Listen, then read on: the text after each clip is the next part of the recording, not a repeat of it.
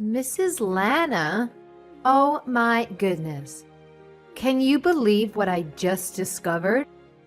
You ate all the strawberries that I had been saving in the fridge. I mean, seriously? I was keeping those for myself. Oh dear. I must apologize. I didn't realize they were off limits. I ended up making some strawberry jam with them. I can't even begin to wrap my head around this, Mrs. Lana. Those strawberries were not your average ones. They were expensive and the best you can buy. You can only find them in selected shops, and they were imported all the way from Japan.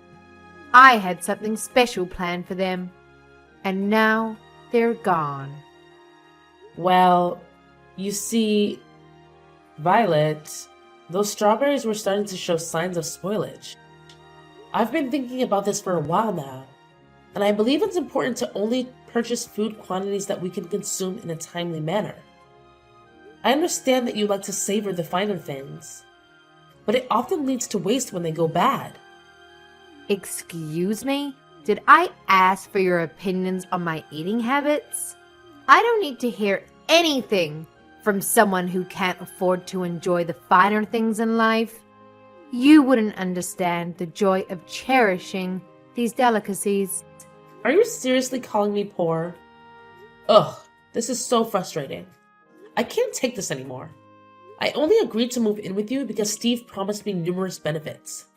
But all I've experienced is stress. And what's worse, you help yourself to the nice things I buy without even asking. On top of that, you only contribute to a small fraction of the rent. And to top it all off, you don't even appreciate your daughter-in-law, despite everything she does for you. I'm sorry, but what exactly have you done for me? I let you live with me. I graciously opened my home to you. Didn't Steve mention that he wanted us to live together before the two of you got married? That's beside the point. I can't take this anymore. I've reached my limit. I've decided that I'm done playing the role of the sweet, submissive housewife. From now on, I'm going to prioritize taking care of myself and my own needs. Have you ever really been kind to me, Violet? You claim to be a devoted housewife, always trying to impress Steve. But the truth is, I'm the one who ends up doing most of the housework while you lounge on the couch, endlessly scrolling through your phone. Shut your mouth, you peasant. Don't you dare speak to me like that.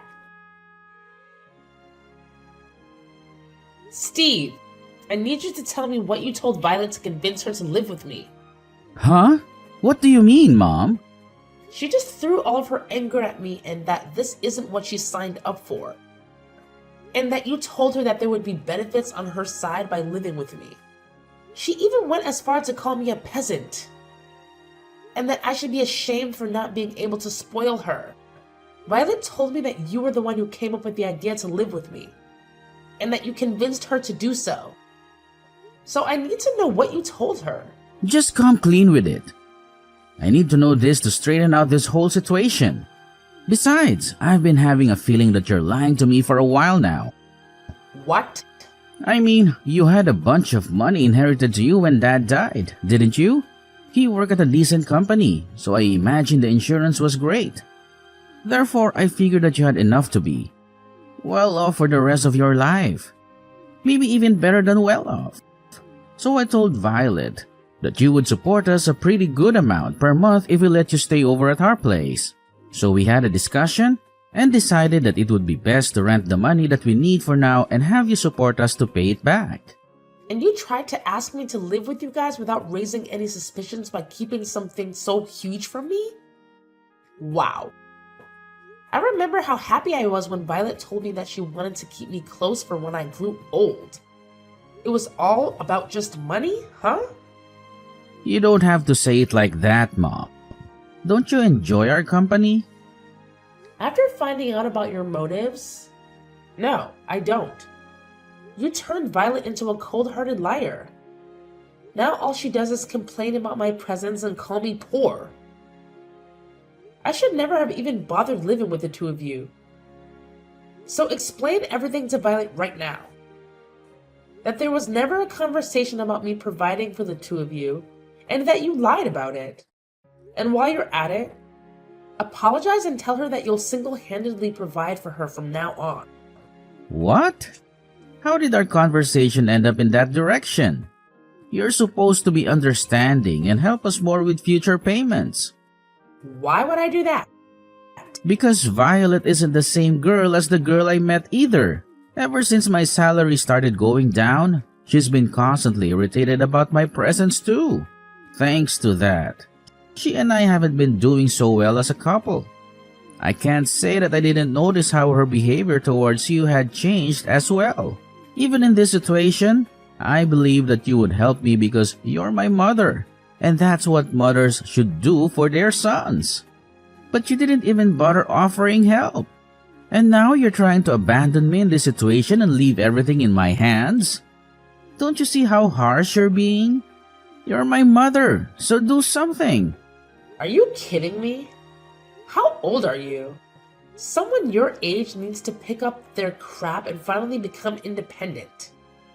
I'm the one who should be asking you if you're kidding me right now. What kind of mother behaves like that to her son? If you're going to be so cold, then fine. I see how it is. I could kick you out of the house as soon as I want. You are going to kick me out? Even though you're the one who suggested that I live with you in the first place? If that happens, you're going to be in big trouble, aren't you? You sold our house and all of the land that you owned before moving in with us. You have nowhere to go back to, right? You don't want to become homeless at that age, do you? All you have to do to avoid that outcome is to stay in that house and keep paying your rent to us. I can't believe this. You're threatening me. I've raised my son into a monster. Come on, I'm just negotiating, Mom. Besides, you still have the money that you earned by selling our old house, don't you? I'm sure it wouldn't hurt to pay a little bit of rent every month. I look forward to our business together. We couldn't have had such a nice house without you. So thank you for your support.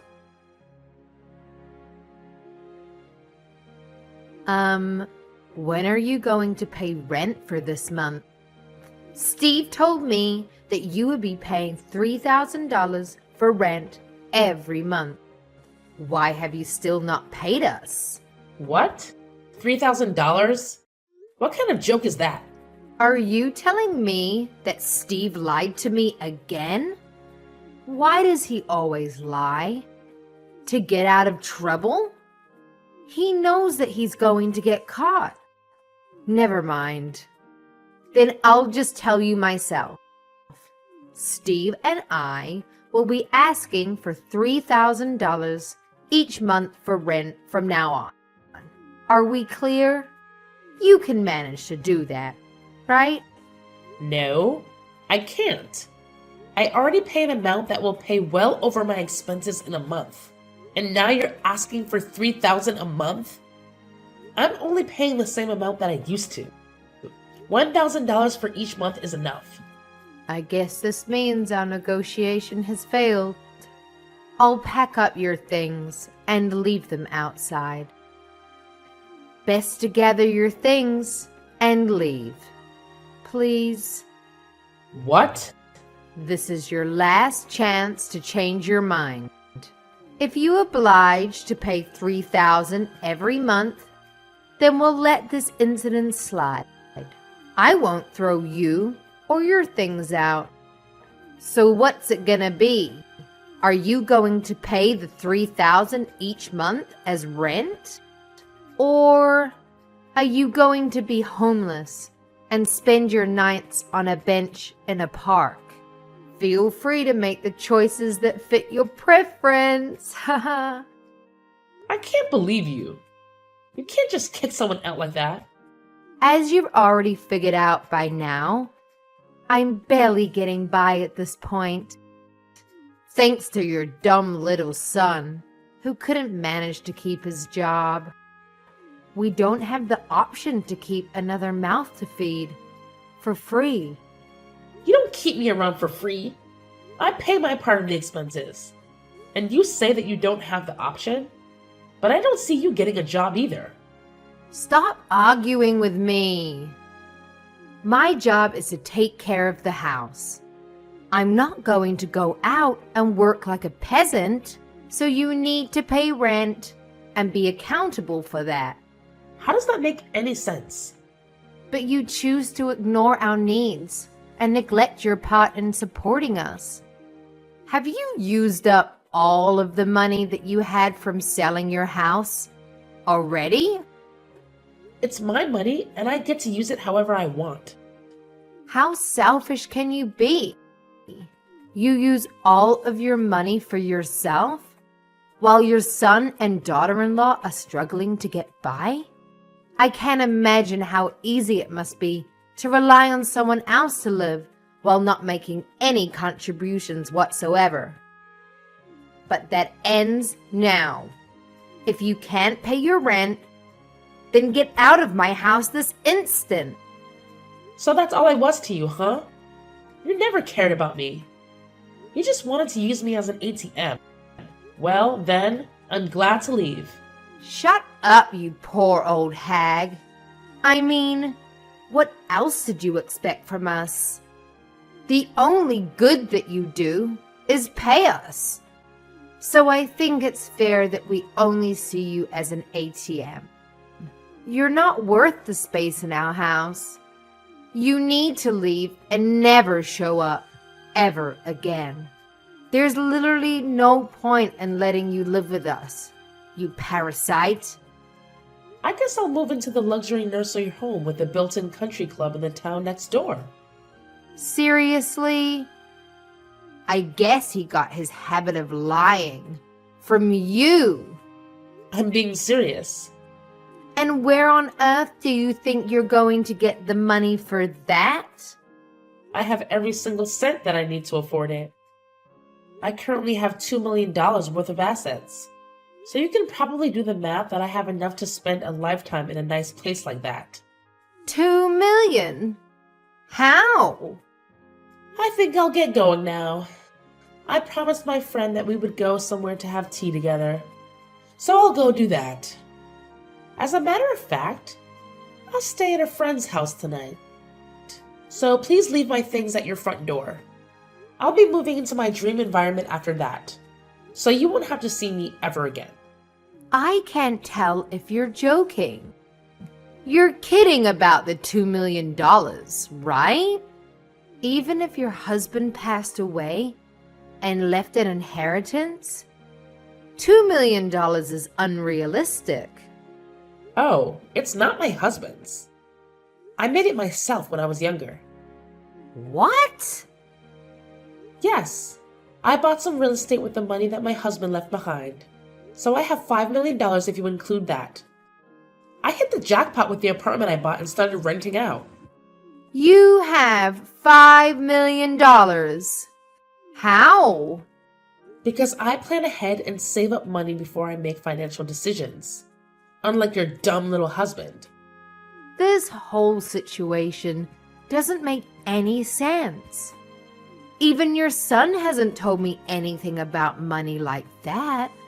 I'm sure he'd be aware if you had assets like that. I've actually never mentioned it to him before. I sold the company that I was running at the time, as soon as he was born. So you sold your company? You're trying to tell me that you were a business owner? Yes, that's exactly what I'm trying to tell you. I was a big risk taker when I was younger.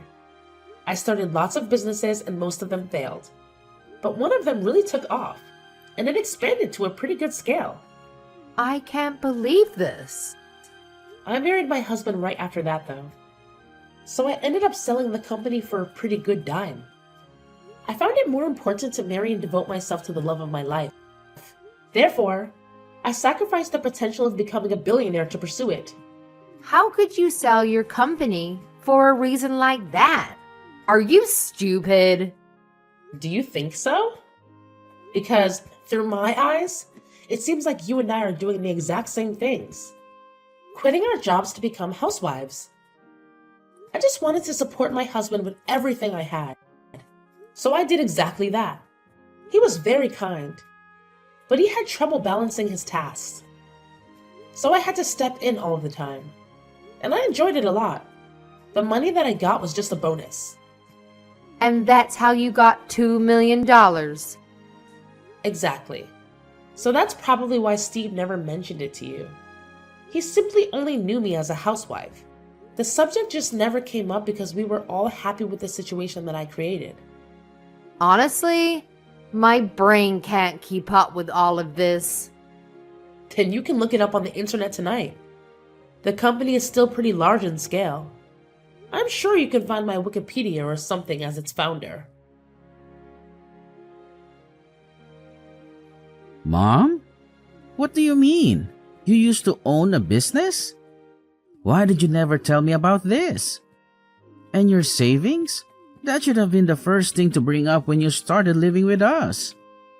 Let me ask you this. Why would I have to tell you what my savings are? In fact, why should I even financially support you? Are you serious? Yes, I'm serious. This is my money, so I get to use it however I want. Is there some type of law that obligates me to help you out because I'm your mother? But I'm your son. Isn't helping me out when I'm struggling the normal thing to do? You don't get it, do you?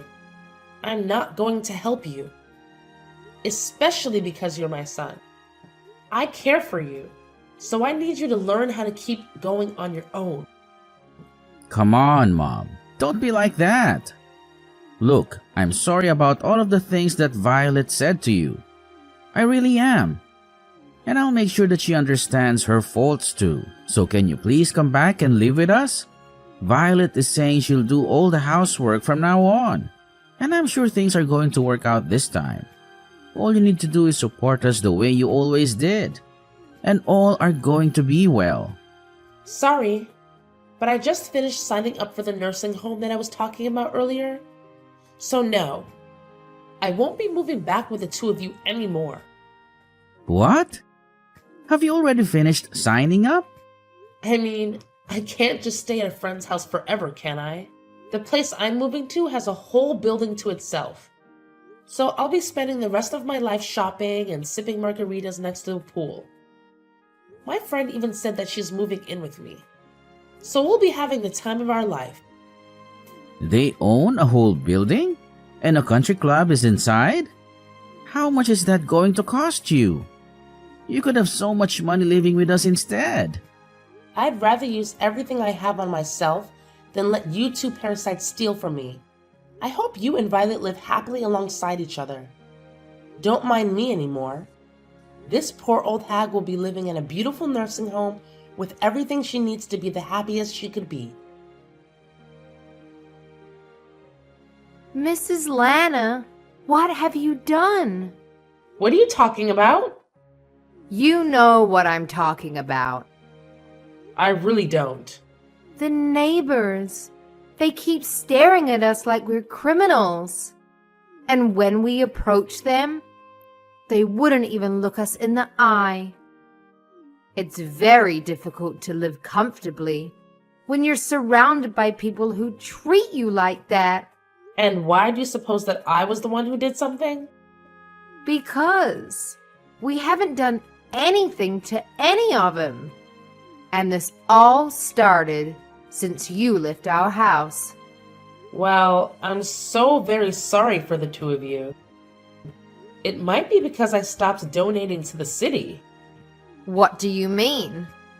I'd actually been donating to the city for a long while now. You know, giving back to the community feels great. So I'd make large donations towards schools in this area. I also donated all of the money that was used for the furniture of the city hall. That was built up a while ago. I'd make donations like the above every year. You do all of that for people you've never even met?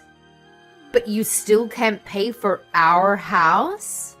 How is that fair? because a couple of adults should be able to account for their own expenses on their own. I lived in that city and the responsibility was partially mine. So even though I'm not strong enough to participate in volunteer activities, I contribute by using my wealth for the good. But now that I've left that town, I've stopped making those donations. It's not my responsibility anymore. What are we supposed to do now? Everyone knows that the two of us were the reason you had to leave. So everyone in the city thinks we are a nuisance? I mean, there aren't many people who are capable of making donations that scale every year. So I guess there won't be anyone to replace me. But it's none of my business anymore. And I have to go easy on spending to keep living in this environment. So all I can say is good luck. What do you mean, good luck? How are we going to keep living here if every single person hates us? Please, come back to town. There's no way on earth that I will ever go back. I mean, who in their right mind would leave a living dream to go back to live with a crappy married couple? If the donations are the problem, then why don't you two just make the donations instead of me? It feels amazing to be able to give back to your community and be appreciated by the people at the same time. I think I've always had a thing for taking care of others. Then take care of us too. Please. Why are you so cold to the two of us? Because it's my policy. I only like to take care of people who I like. Do you not like us? No. I like everyone in that city because they supported me a lot. When my husband first passed away, I had to start raising Steve alone. That's when I decided that I wanted to start making the donations. I'm proud to say that I can probably make any type of sacrifice for the people who I love. But I can't do that if I hate you, right? I don't want to pay a single cent for the two of you. You hate us that much? Your own son and his wife? Yes. Even a grandchild wouldn't convince me to bring the two of you into my life ever again. I can't believe you just said that. Boo-hoo! I know it'll be tough, but I hope the two of you get up on your feet and try to make it work there. Now, I'll have my afternoon tea on the terrace with my friends. Goodbye.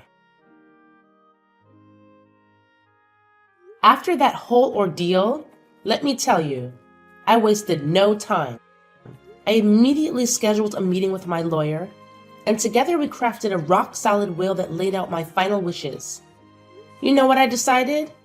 I made it crystal clear that every single penny in my name would be donated to non-profit organizations from all corners of the globe. Talk about making a difference. As soon as I sent out the letters notifying these incredible organizations about my intentions, something amazing happened. Steve and Violet, the dynamic duo who had been bombarding me with desperate emails, suddenly went quiet. It's like a switch had been flipped. And they finally realized it was time to step up and take charge of their own lives. Can you believe it? Steve, bless his heart, decided to hit the books and buckle down on his studies. He knew that earning a certificate would be his ticket to that sought-after promotion at work. I have to give credit where credit's due. He really put in the effort to better himself. And Violet? Well, she surprised us all by snagging a part-time gig at a local cafe. That's right. She's finally out there hustling and bringing in some extra dough. But here's my thing, my friend. Despite their newfound determination, it seems the city gossip mill is still churning away. People love to talk, don't they? They're whispering all sorts of not-so-nice things behind Steve and Violet's backs. It's a shame, really. But you know what? They're not letting that get to them. They're putting on a brave face and doing their best to earn back their rightful place in the community. I genuinely hope that everything works out for them. I hope they can look back one day and feel a sense of pride in what they've achieved. Life has a funny way of throwing curveballs at us, but sometimes it's those very challenges that push us to grow and become better versions of ourselves. So here's to Steve and Violet. May they find their way and create a future they can truly be proud of. Cheers to that!